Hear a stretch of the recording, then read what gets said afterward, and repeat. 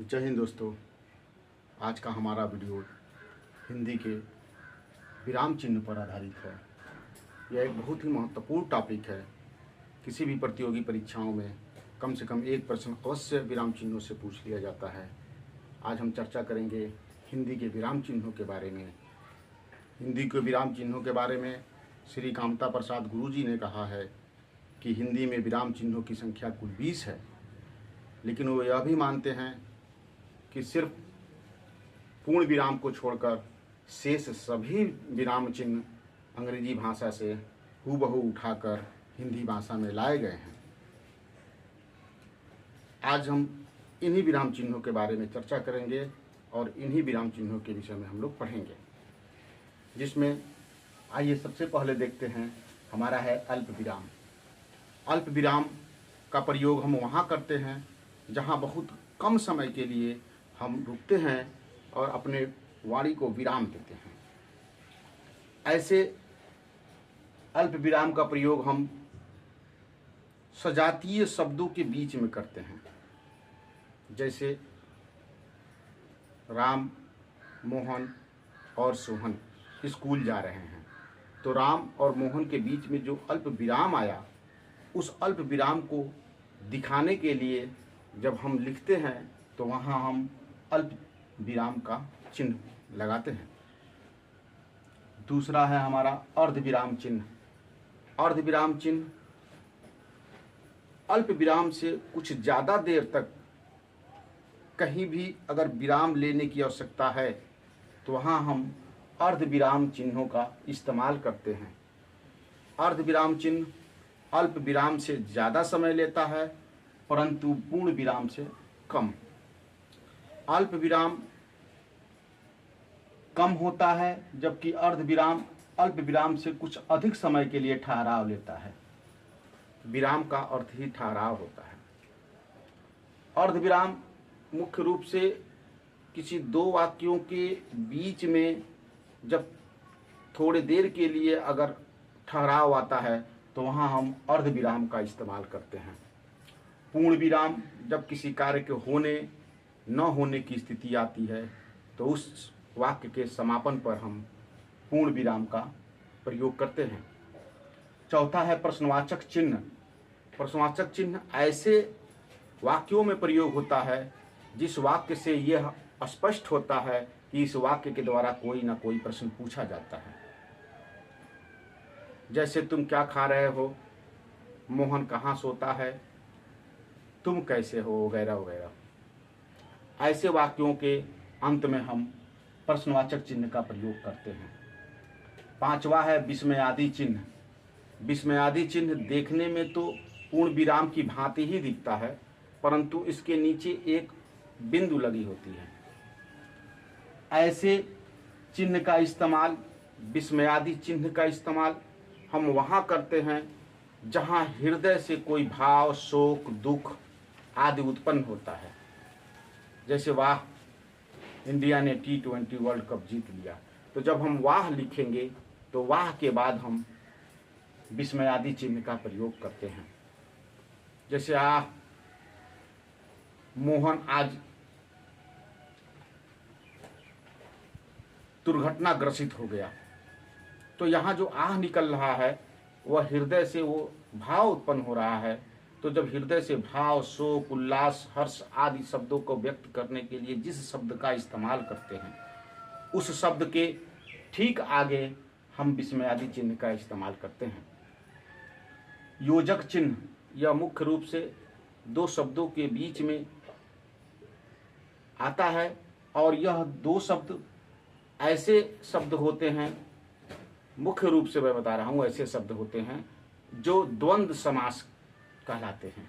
जैसे दाल भात, तो दाल और भात के बीच में जो ये योजक चिन्ह लगा होता है, यह और शब्द को छुपा करके योजक चिन्ह लगा दिया जाता है। जैसे दाल और भात, तो दाल और भात न कह करके आदमी दाल भात कहता है, तो दाल और भात के बीच में जिस चिन्ह का हम इस्तेमाल करते हैं, दाल भात, तो वह योजक कहलाता है। और जैसे छोटा बड़ा, अमीर गरीब, ऊंच नीच, दिन रात आदि शब्दों के बीच में जिस चिन्ह का इस्तेमाल होता है वह योजक चिन्ह होता है।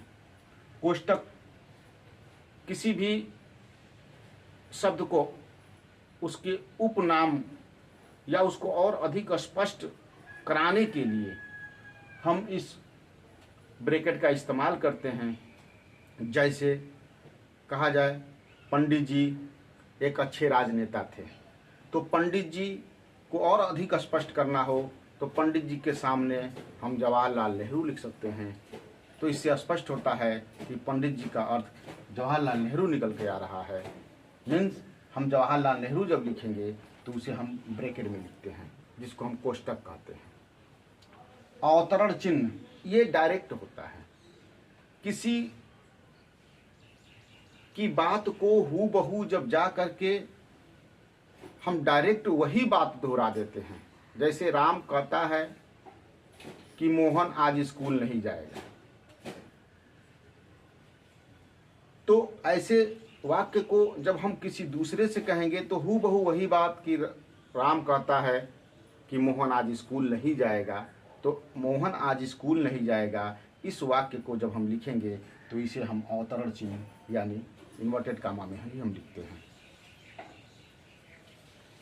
उपविराम, उपविराम का चिन्ह किसी ऐसे शब्द के आगे देते हैं जो शब्द की यथास्थिति को बताया जाता है।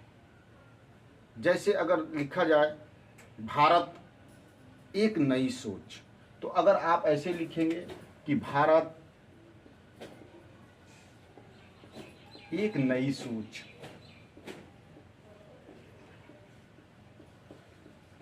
या आप लिखते हैं प्रदूषण एक समस्या, तो प्रदूषण के आगे किस चीज का इस्तेमाल करते हैं, कौन सा चिन्ह होता है, वह उपविराम का चिन्ह होता है। विवरण चिन्ह, जब किसी शब्द की व्याख्या करनी हो, उसकी विवरण बतानी हो, जैसे आपसे कहा जाए व्यायाम के अनेक फायदे होते हैं, तो अगर आप लिखते हैं कि व्यायाम, मैं यहाँ लिख कर दिखा देता हूँ, व्यायाम के अनेक फायदे हैं। अब इसका विवरण हमें देना है, कौन कौन सा फायदा है, तो यहाँ हम विवरण चिन्ह का ही इस्तेमाल करते हैं, विवरण चिन्ह का ही प्रयोग करते हैं।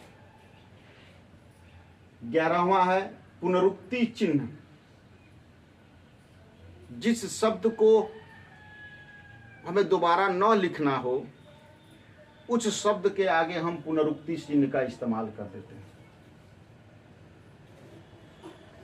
लाघव चिन्ह, लाघव चिन्ह क्या है, देखने में शून्य के समान होता है, लेकिन किसी भी शब्द को शार्ट रूप जब लिखना हो, छोटा रूप लिखना हो, संक्षिप्त रूप लिखना हो, जैसे लिखा जाए पंडित जी भारत के पहले प्रधानमंत्री थे, तो अगर हम पंडित लिखते हैं तो प लिख करके और यहाँ हम लाघव चिन्ह का इस्तेमाल कर देते हैं, जिससे स्पष्ट होता है कि यह पंडित लिखा है।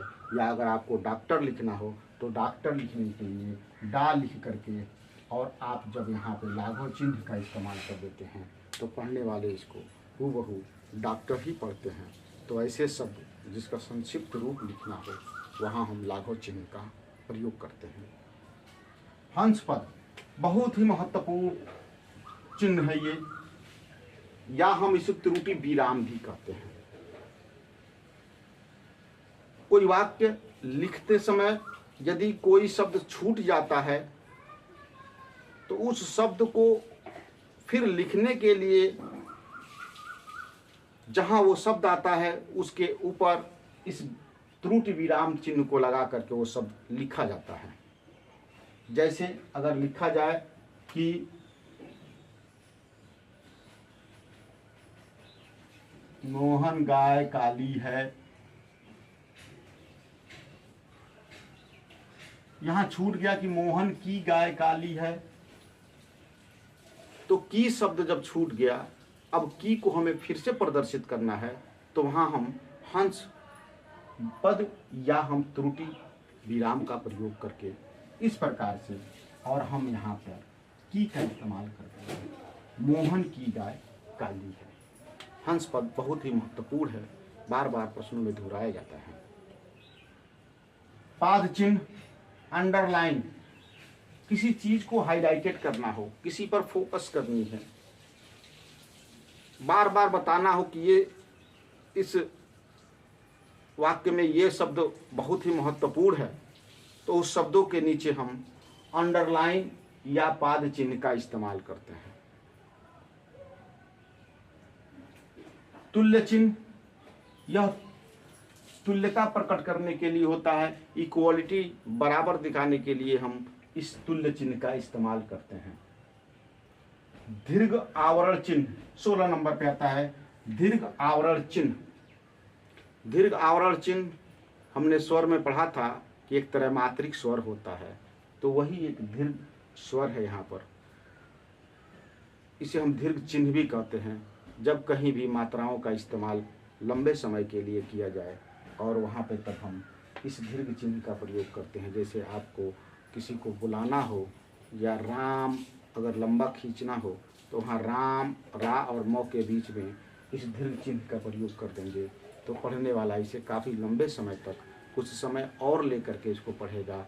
जैसे बोलेगा राम, तो वहाँ पे हम इस चिन्ह का प्रयोग करते हैं। लिखने के लिए हम ऐसे लिख देते हैं राम, तो यहाँ एक दीर्घ चिन्ह का प्रयोग हुआ है जो यह स्पष्ट कर रहा है कि रा में जो आ की मात्रा लगी है वो और लंबे समय के लिए, आ से की अपेक्षा और लंबे समय के लिए हम यहाँ पे अपने वाणी को और बढ़ाएंगे। लोप चिन्ह, आपने अक्सर देखा होगा लोप चिन्ह का इस्तेमाल प्रयोग हम वहाँ करते हैं, किसी चीज़ की लिखी गई ऊपर लाइन है जो, और अगर वही लाइन नीचे आ जाती है तो 2-3 शब्द लिखने के बाद से हम इस लोप चिन्ह का इस्तेमाल करते हैं, प्रयोग करते हैं, तो पढ़ने वाले इस शब्द को पढ़ लेते हैं कि हूबहू वही शब्द है। जैसे आपने लिखा होगा सारे जहाँ से अच्छा हिंदुस्तां हमारा, ये बुलबुलें हैं इसकी हम गुलसिता हमारा।